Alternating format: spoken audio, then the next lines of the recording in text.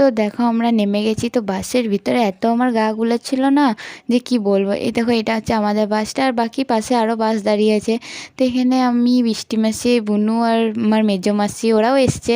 তো আমরা চলে যাচ্ছি সমুদ্রের ধারে। এখানে কত বড় বড় পাথর, এই দেখো অনেক দূরে ঢেউ আসছে। সবাই তাও চান করছে, আমরা চান করবো না, আমরা রুমে চান করব।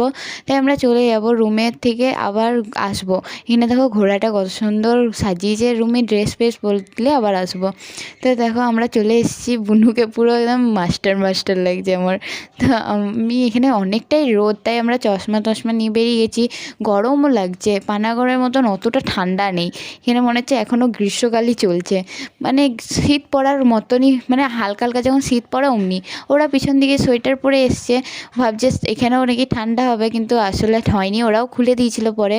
তো এবার আমরা যাচ্ছি সমুদ্রে। তার আগে এখানে রাস্তায় আরও দোকান বসেছে, বুনু বলছে একটা পেন কিনবো, নিয়ে ওরা কেনাকাটা করছে। তো আমি এখানে কিছুই কিনিনি, আমি পরে কিনবো বলে।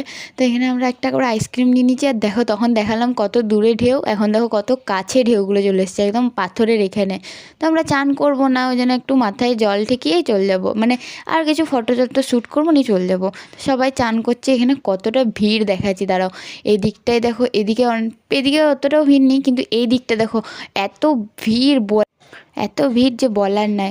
তারপর আমরা একটু মাথায় জল ঠেকাতে গিয়ে এমন বিপদ হয়ে গেল যে বৃষ্টি মাসের পাটা এমন কেটে গেছে যে ওর রক্ত বেরোচ্ছে। নিয়ে আমরা রুমে চলে যাচ্ছি। এই দেখো ও জুতো পরতে পারেনি, এই যে খড়িয়ে খড়িয়ে চলছে, ওর পায়ে অনেকটাই লেগেছে। তো এখন রুমে যাই, পরে আবার দেখা হবে।